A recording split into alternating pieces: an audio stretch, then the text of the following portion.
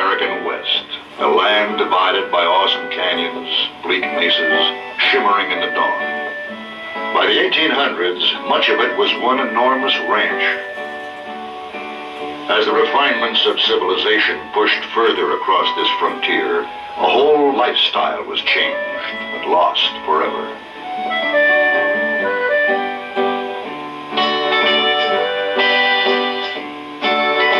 Now a contemporary film company takes up the challenge of portraying the true substance of the American cowboy who lived in this place at another time, with a motion picture called Wild Rovers.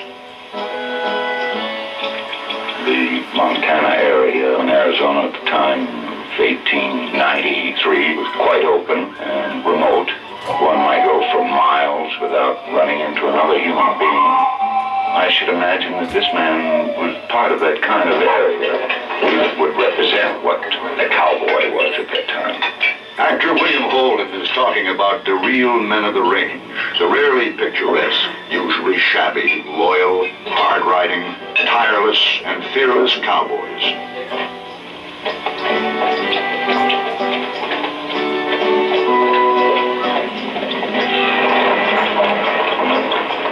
In the film, Holden and Ryan O'Neal play two such working stiffs.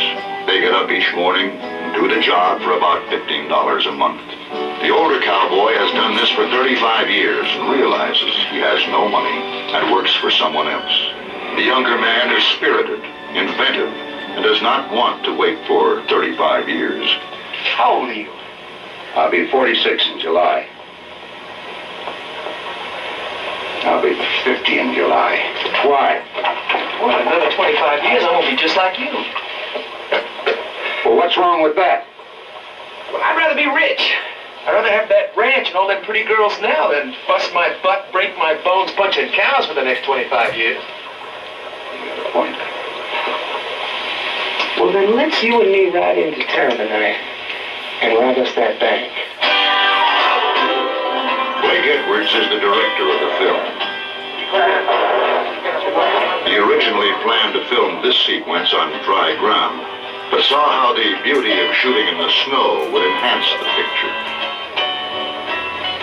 Now listen, if this turns out to be ice, and we're cutting, and it starts to cut us, just follow the rope. then we get the shields. William Holden describes how they worked.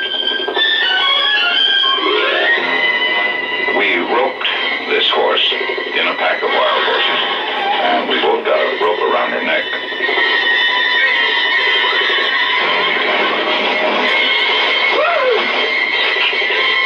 I got him! Oh, Ross, I got him! I got him!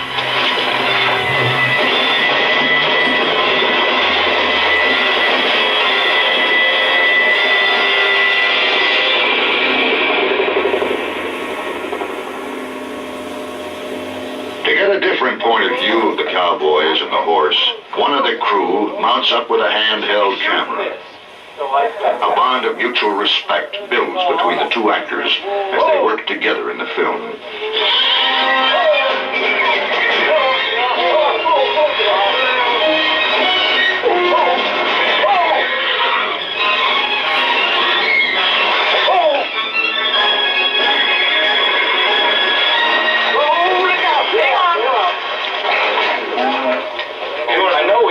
I saw it, man. Yeah, I said 2 down. 3 Well, I times. know I got it with you, but I'm hoping the horse came in up. You want his horse's head? I think it was there too, at least for one. Anyway, you're oriented to where you are. You've got the horse's head in at some point. So you know you're up there on that horse. Edwards keeps the continuity of the sequence going by shooting the horse-breaking episode with many cameras.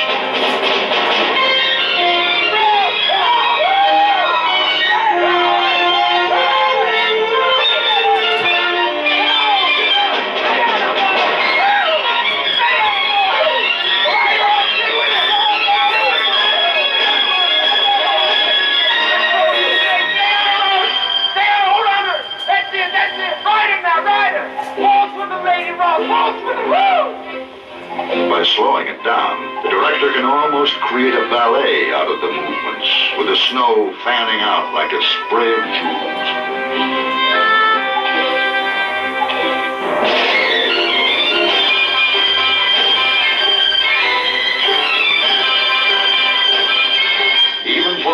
robust young actor like Ryan O'Neal, the all-out effort is exhausting.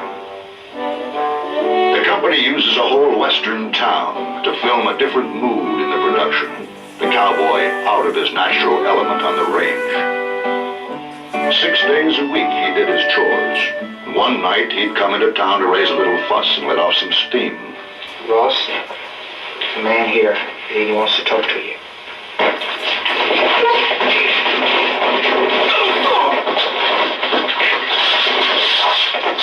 You okay? Yeah, I'm okay. Oh, God! The company prepares to shoot the bank robbery while Holden reflects about his director. I actually think Blake pretends that he hasn't thought things out as well as he has. That's to put you at ease. And he has that remarkable talent, that ability to make you feel that you're contributing something. It's an awfully good feeling. And it's pretty rare in motion picture making. How you look for out here? You know there's a bank robbery going on?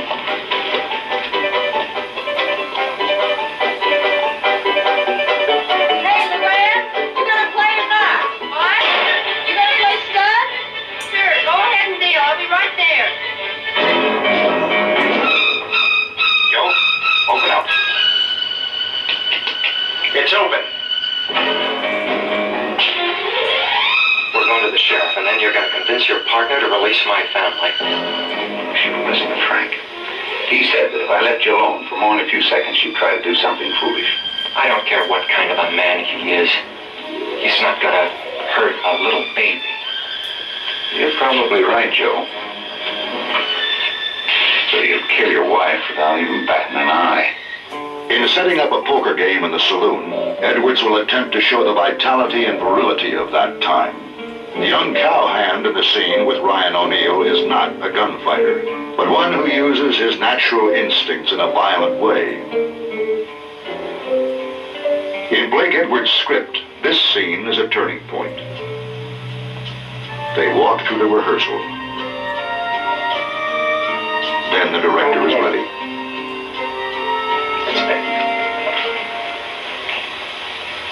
You called? Full barn. 7's full of jacks.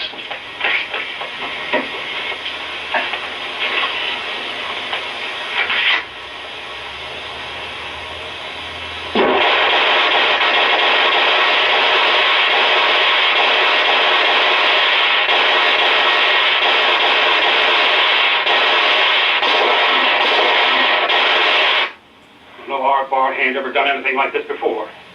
Carl Malden is the owner of the huge ranch where Holden and O'Neal work.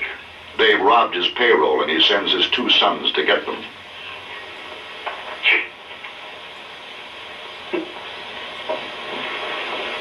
If the sheriff has to stop, then you keep right on going and bring those cowboys back, you understand? Dead or alive? Alive, of course. That is, if they give you that choice. The chase takes the company from northern Arizona across the Utah border and on into Monument Valley. Blake Edwards uses the different terrains in his filming, the mountains, deserts, and plains, to give the audience the feeling of traveling. Tom Skerritt plays one of the 2 brothers chasing the cowboys. They've given their pledge to return with Holden and O'Neal, dead or alive. This is the filming of the first time they spot their quarry several miles ahead. The helicopter returns to the company. Edwards will send it up to photograph the chase as it spreads out over miles of desert floor.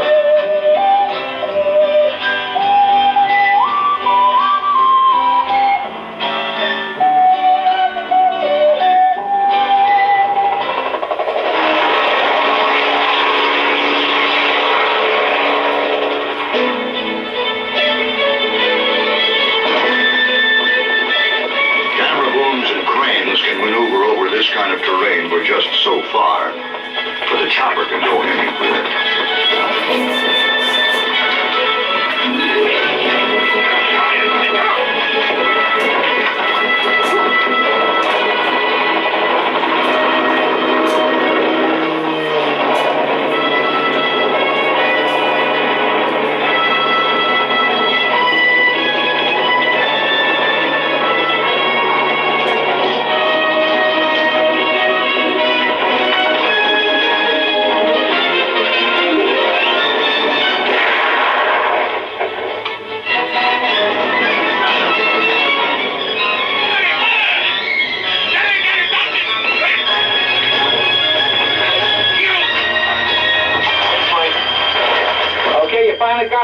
go. Where they made it? We went looking.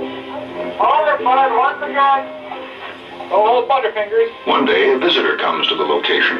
She is Julie Andrews, wife of Director Edwards. Why don't you get up and do it, Blake? You know something? If you got on that horse, it'd really fall good. Another day is over.